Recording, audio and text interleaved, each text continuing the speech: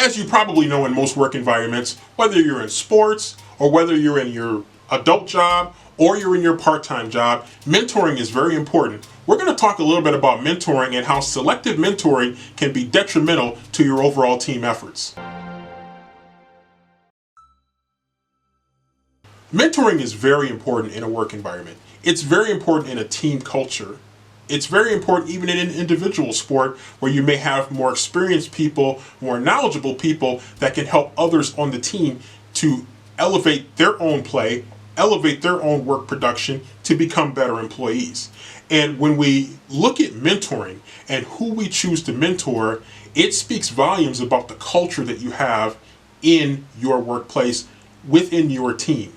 Sometimes you see situations where mentoring is done by one person to another person that they feel comfortable with. Not necessarily that that person is the best candidate to be the next one up, but it's a person that they feel comfortable with. But the problem with this approach is that when you pull up only people who are like you or people you feel comfortable with, you close your mind to a diverse environment that brings other people into the fold, people that can inspire other people to create a greater atmosphere. In other words, don't just be selective and mentor a select few. Mentor as many people as you possibly can without burning yourself out, to be fair, but mentor as many people as you can to create a team of leaders, because that will make it easier on the team as a whole when you have a bunch of people who are willing to be good leaders but are also willing to be great teammates. And so don't be so selective in who you mentor. Think about the bigger picture of mentoring as many people as possible to create the best possible work environment for you